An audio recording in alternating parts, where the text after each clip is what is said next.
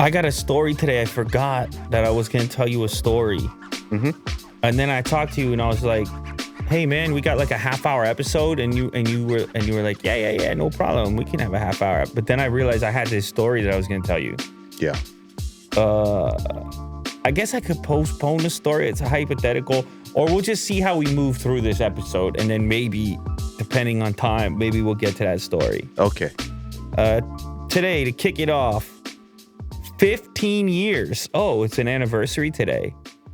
15 years since Steve Jobs unveiled the original iPhone. I did not know that. Today is January 9th, which means it's been 15 years since Apple CEO Steve Jobs stood on stage. So it's not the 15-year anniversary of the launching or like the actual availability of the iPhone, but the moment that it was held, that the world saw it, which is cool. Yeah, on stage. Which is cool. At the Mac World Expo. Do they even do Mac World Expos anymore? I don't know. No. In San Francisco, California. It gave the world its first look at the iPhone, a device that would go on to change look how small it is. Mm-hmm.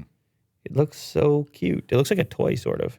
Yeah, with its 3.5-inch display. And just how cartoony the icons look. Yeah, very colorful. Yeah. I guess they're colorful now, but I was watching. It kind of looks like a toy. I was watching a Pixar movie. Okay. And it feels very Pixar. That phone, the way I it is. agree. The original iPhone was a tiny little thing, 3.5-inch LCD display, plain old home button, a thick chassis. Wasn't that bad? Come on now. Yeah, described as that. I mean, I guess compared to what's normal today, but huge bezels, a Samsung processor, and a 2-megapixel camera. Yeah, that's right. The cameras have gotten so much better. But still, at the time, it was unlike anything else that was on the... That's absolutely correct. This is probably the most significant tech product launch of my lifetime. I think it altered the course of what I ended up doing, what I ended up becoming enthusiastic about. There was so much skepticism. I remember thinking, just simply a touch interface, and that's it. And so many of the devices that we came to use, or that we were using at the time, that did have touch interfaces, were those resistive style touch interfaces. They weren't capacitive, and so they were far less responsive. And so people were rightfully skeptical that a touch-only interface would be capable of performing that way. And Jobs really wanted to emphasize not to use any pens. Yeah, no stylus. Yeah.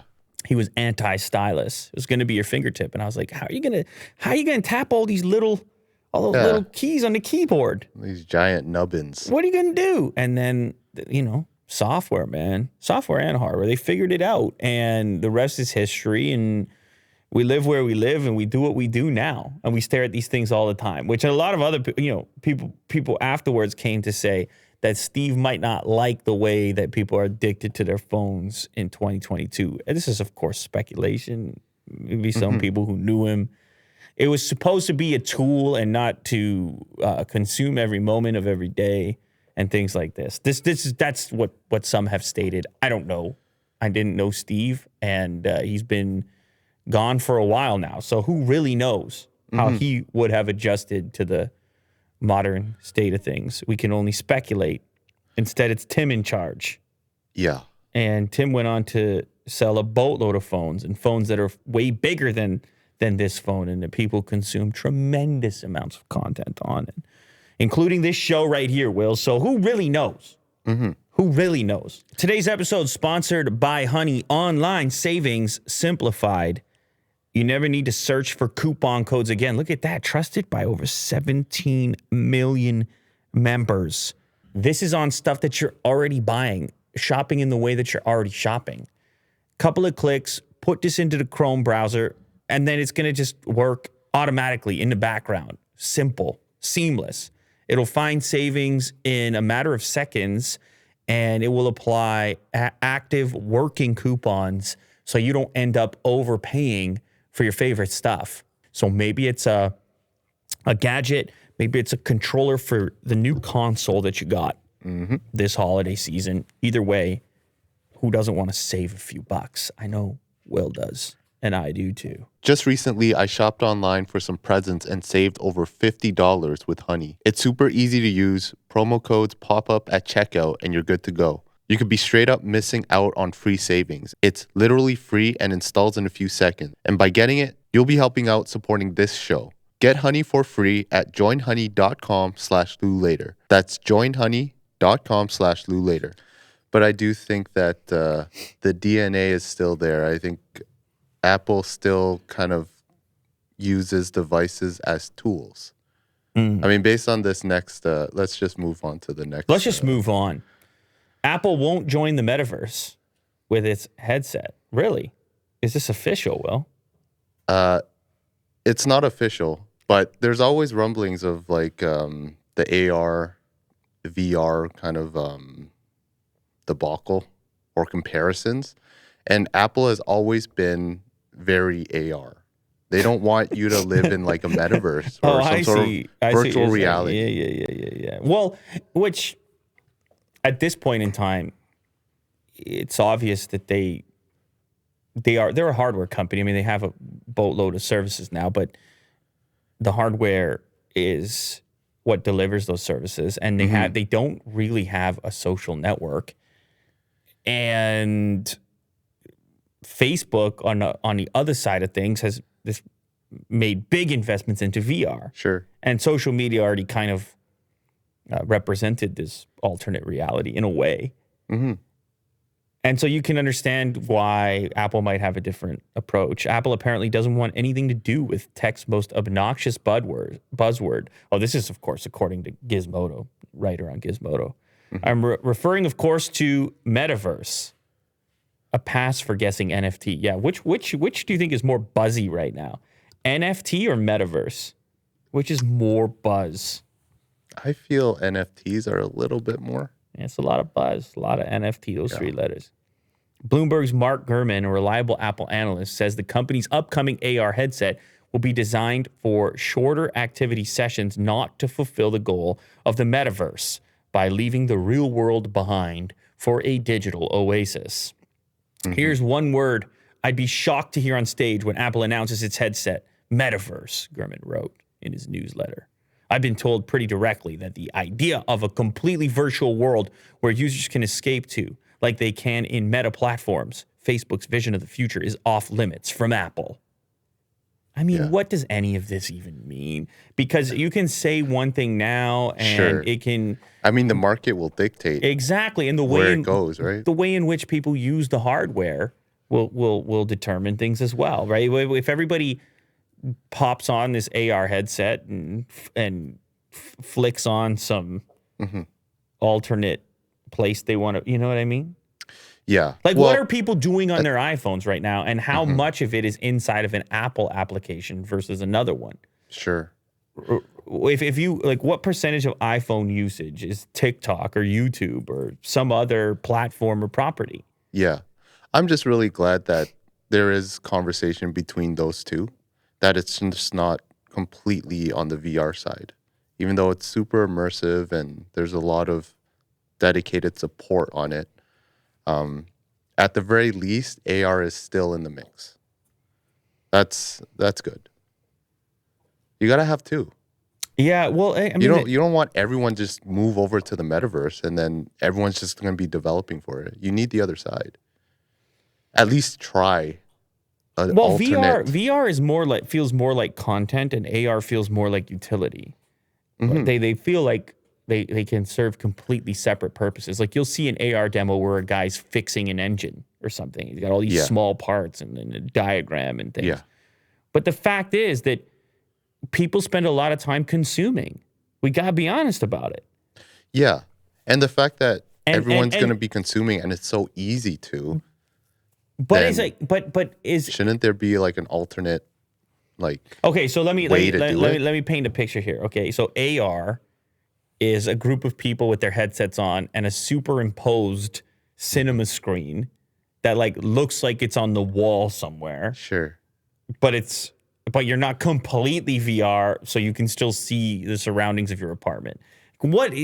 No. So I think for this, at least in this article, it just seems like you're going to be using your AR headset just like at brief amounts of time. You're not getting lost in it like in a VR headset where you're spending like 10 hours, 20 hours kind of thing. You know what I mean? Well, but that's just, how are you going to control how long people use this thing? What, is it going to turn off after an hour? No. But at the very least, at least the filter of it is more real life. Like you can kind of see what's around you. But then what does that mean? Okay, so we've all got these AR headsets on, and they're just sort of like enhancing our experience. So it's like Maybe it's navigation. Maybe it's like seeing a review in your lens as you pass by a restaurant. Maybe.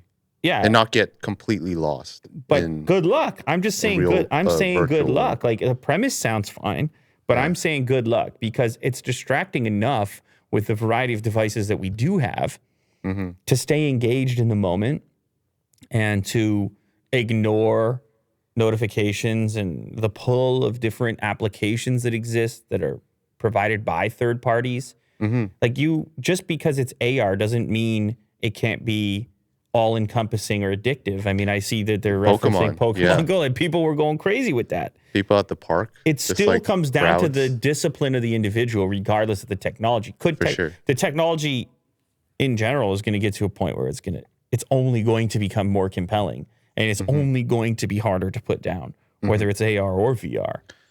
Yeah, I think this is a really interesting conversation, just in general. Sure. I think both will. I agree, though, that both will exist. And the difficulty with AR is you need to design hardware that people are willing to wear in the real world and are capable of wearing in the real world, untethered. And that's from an engineering standpoint.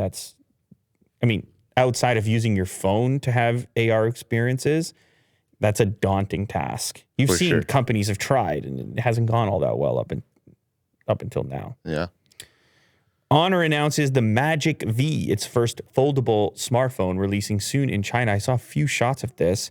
It looks to me like the front display is a little bit more screen to body than it is on the Z Fold. Am I correct in that? Yeah, okay. So it looks a lot like a Z Fold. Very much so, yeah. Granted, I have a feeling that all these foldables are going to follow sort of roughly that same form factor. This one has the same location for the interior front-facing camera. The camera layout on the back looks a bit different. But yeah, mostly it's that front display, which is ever so slightly altered from what you see on the Z Fold, and it just looks to be a bigger screen-to-body ratio. I don't know if it's a bigger screen in general. It says it's a 7.9-inch display on the inside. The outside is 6.45-inch OLED. 21:9 comfort ratio. They call it not it's a comfort ratio. One-handed, more satisfying. External screen can also stand on its own. Not only that, multi-surface nano-crystallized glass screen also lets defensive performance. It's a bad translation? What's going on here? Yeah. This is actually the Chinese site that I Google translated. I think because the English site is not up yet. It gives me a 404. So don't mind the or they're not even going to bother with the English site because they're not. Who knows if they're going to be able to sell it? Outside of China because of it's been so difficult to trying to figure out where they can release these things. I thought that the Honor brand was somewhat protected because they sold it to some other. Huawei sold the Honor portion to another company. Yeah. But it's called High Honor. High Honor. Either way, why is it not popping up with an English site if you're going to sell it outside of China? Sure. Maybe that's at a later date that they'll figure that. That one looks cool. Titanium empty silver. Whoa, I like these translations. Empty silver. That looks like one of those high-end suitcase type designs. It does, yeah. The camera unit looks pretty robust as well. Listen, man, folding phones, how much can you do with it? You fold out to a tablet. I think a lot of them are going to look like this. I don't think there's any type of magical way to come up with some other format. That seems it's going to be a sandwich. It's going to be two rectangles that unfold. with a display on the outside. So and the bezels are so tiny that there's no, to be able to insert some kind of identity, it's going to be very difficult. Yeah, I mean, there's two ways to fold it, right? You have the open book way or like the vertical. Oh, I was talking mostly about these foldables. You're right. There is still the flip stuff. And then you have like maybe a trifold or something. Oh, but, my. You know. Wow. Okay. Yeah, You're talking about that's a lot. trifold, take in. brochure, triangle. Talking about a samosa fold. Samosa. You ever had a samosa before? Yeah, they're delicious. When's the last time you had a samosa? I feel like there was a period in my life where I kept running into samosas. Yeah. Well, they're so easy to, I mean, they're ubiquitous. Yeah, but there was a period in my life where I kept running into them. Oh. And then now I haven't seen a samosa in ages. Yeah. I wonder what I'm doing. It is kind of like a shared food. I think I'm doing something wrong. Go Maybe check I it think I'm out. going to blame COVID for lack of samosas in my life because I'm not encountering them. You got make your some own. spices going on. Can you pull up a picture of samosa real quick? I got to hunt one of these. I got to hunt this down, man. Yeah. I got to hunt this down. They're delicious. I got to hunt this down. With was it the green chutney sauce? You just say chutney on this show?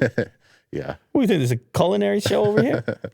With my air fryer? Sure. Mint cilantro chutney. Oh, goodness gracious, man. What are we doing to ourselves right now, That's man? very good. I got to go find a samosa spot, Greater Toronto area. Somebody let me know what the right one is because I had a period of time I was encountering those. Yeah. And they're fairly cheap too. Porsche Taycan Coupe is drop dead. Gorgeous. Just a render. But this is what it would look like. Here we go. 2-door Taycan. Yeah, it looks sort of like a 911. Looks sort of like a Cayman. Electric. That thing would boogie. Imagine. Save a little bit of weight. Get rid of the rear seats. Same amount of power. Ridiculous. It looks like. What is this render style? The guy with the camera. What is this going on right here? What do you mean? Can you explain this CG that I'm looking at here? Well, they're just tracking it. This shot here. Yeah, and then they insert the 3D object? Yeah. That's sick. Yeah. I like seeing it in the real world instead of in some digital landscape. Like, I like seeing it on the... I mean, it looks pretty convincing if it's like, even now. But like as a screenshot, it looks pretty good. Yeah. I would imagine. No, that's what I'm saying. You got the lighting and reflections, right?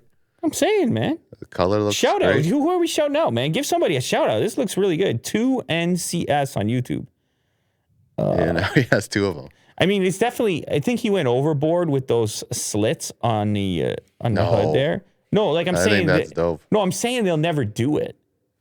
I'm saying Porsche, if you were trying, it has to be aftermarket or something. if you were trying to do an accurate, and I understand, if I was a 3D artist, I'd go completely overboard as well Yeah, because it's not bad. it would be tempting to do it.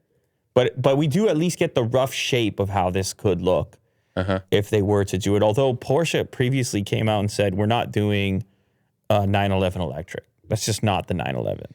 And so, of course, time changes things, and maybe it just won't be called the 911, or I'm sure eventually they'll do an all-electric 911. They just got to keep you... They just can't say they will right now because then no one's buying a Taycan. They're like, I'll wait for the 911 electric. It's gonna steal its thunder. I guess the market's not big enough for that. It must be the same reason that Tesla has not prioritized that Roadster at all. 0% prioritization. Well, their Plaid is just so fast. I know. Yeah, it's so fast with 4 doors. Yeah. Tesla removes all Cybertruck production date information from the website. Oh, man. Speaking of Tesla. Yeah.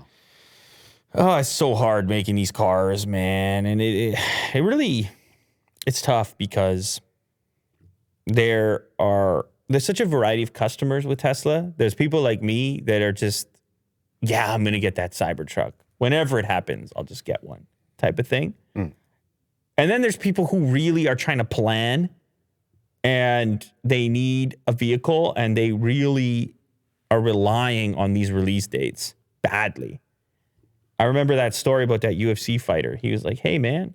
He's like, hey, Elon, I bought a model, whatever. I bought a Model Y, and I got this baby coming, and I needed to have a car for the car seat.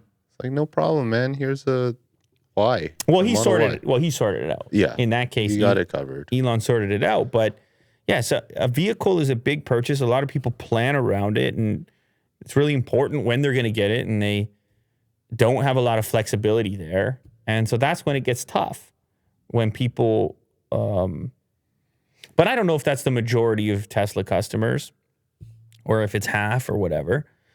But we do know that they got this new facility over there in Texas.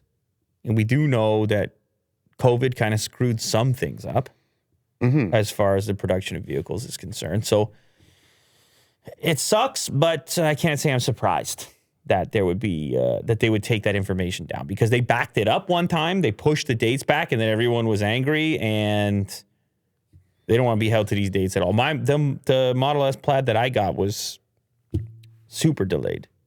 Did you get the top trim? Plaid. What are you talking about? Oh, sorry. I was thinking Cybertruck. Oh, Cybertruck? Yeah. Yeah.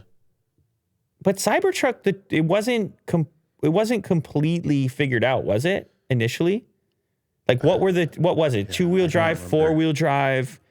I mean, you could probably go order one right now. They'll take your order. They'll take your $100 or whatever. Yeah, sure. Okay, go order one right now.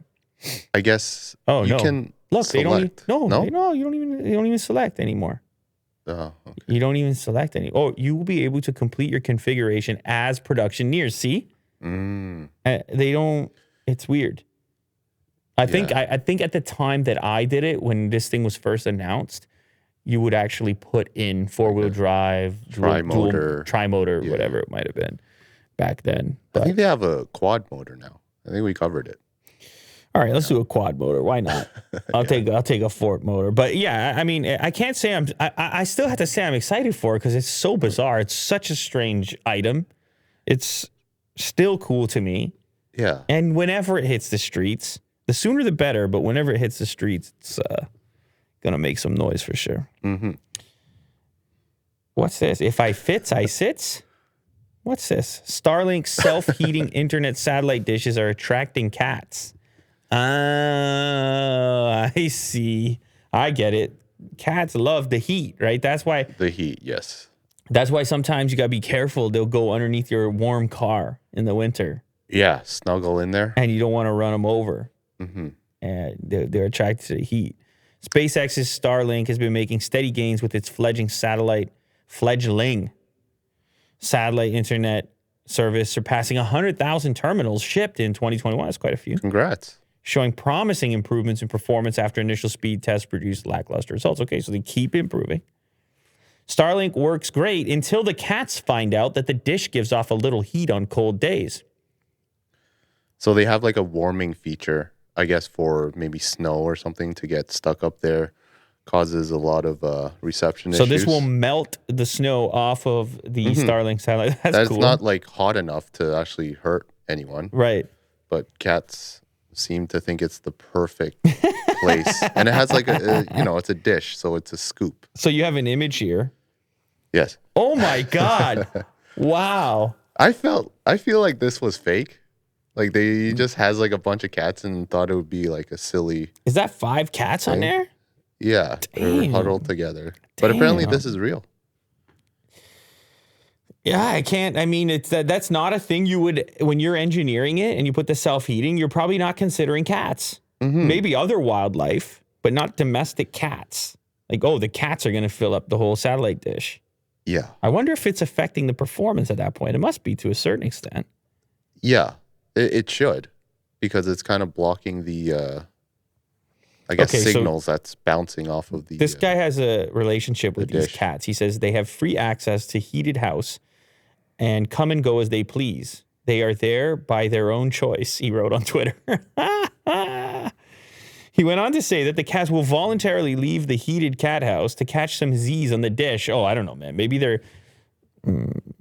Maybe whatever signal It's coming. They like to intercept it. Yeah, maybe there's some other reason. Maybe the cats have another sense they're capable of picking up. Maybe they're intercepting internet. Conspiracy. Maybe there's like a nice vibration. A red pill. I don't know. Something's going on here. No, I hear you. The cats know more than we do, Will. Yeah. I'll tell you that. Joe Rogan accuses CNN of altering video color to make him look sick. Oh. I don't know that he said those words specifically. I saw the post on Instagram. I think his caption was... Okay, so first of all, he put a video on Instagram of a CNN report in which they were talking about him announcing that he had COVID. He looks like a zombie. I mean, it's not just like a tint in his skin tone. Yeah, it's very weird. It's like he's dirty. So like there's dirt on his face. So on his Instagram video, he did a comparison of his original post on the bottom playing at the same time as the CNN broadcast version above it. And in one of them, he looks his typical self, I guess, with maybe a little bit of processing going on because of whatever iPhone he shot it with. It already does some funky things. But he looks roughly like himself. And then the CNN version, he's looking like, some said a zombie. He's looking rough. He's looking much worse. Let's put it that way. He's not looking himself. He's looking like he's lacking pigment, or he's lacking his usual. He looks I don't know what way to say it. He looks ill. He just looks ill. Like there's no blood in his body. Yeah. It's a rough. It's a rough look. Bradley Martin says they hit you with the zombie filter. And anyway, so I was curious about this because I saw this and I was like, no way. It's like, come on, no way they did that. And then my brain was just trying to go over the possibilities here. Sure. His caption said, go back up. We might as well get his caption in there. It said, yellow journalism, #fake news. 31,000 comments, almost 1 million likes. This one's getting attention for sure. So I was thinking to myself, just being a person who makes videos, I was thinking to myself, maybe this is some kind of color correction gone wrong in CNN offices. But then I was like, man, it's too much. I watched a clip and I was like, it's too much. It's not it's not subtle. It's not like, he's more pink because we do this stuff when we're editing videos. It's like, you look a little pink or you look a little green or you look it's not accurate, color accurate. And you're constantly trying to nail the color correction or white balance or whatever it might be. But this is unforgivable. Like you can definitely see some sort of unhealthiness. Well, and so the next thing I did was I tracked down the actual original CNN clip. Okay. Because I was curious, maybe it's some kind of processing, like uploading, downloading, re-editing, and then uploading it again. But the original clip kind of still looks like that, roughly. It still has that. It looks maybe a little bit better. Is it slightly more forgivable when you don't have to see it with the other original clip right beside it? There's something about seeing them right beside each other. But anyway, go ahead and play the CNN version, I guess, or like a short amount of it, a very tiny amount of it. Just go right to the middle. Yeah, now pause. So, no, I don't know. I don't know what to tell you. It's very bizarre. Yeah.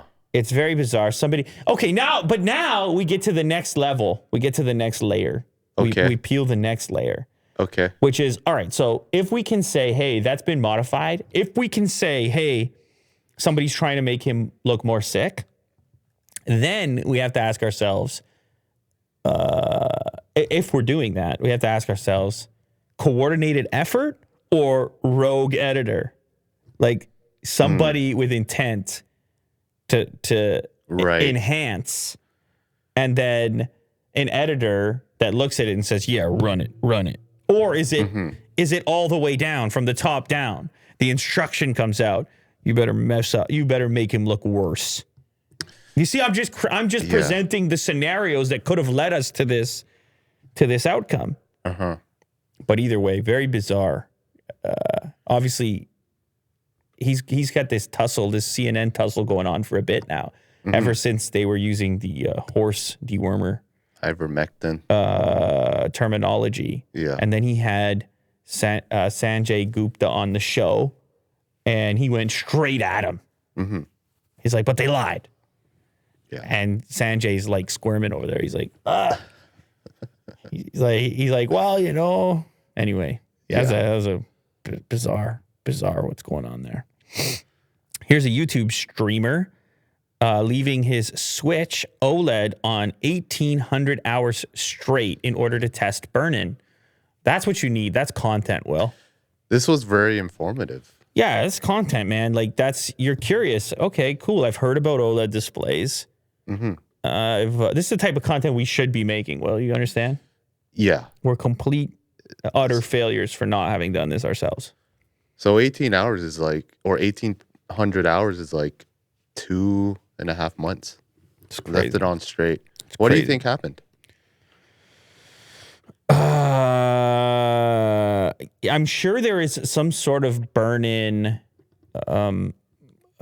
feature inside of the Switch. Maybe like that pixel shifting technology. I think it's going to be okay.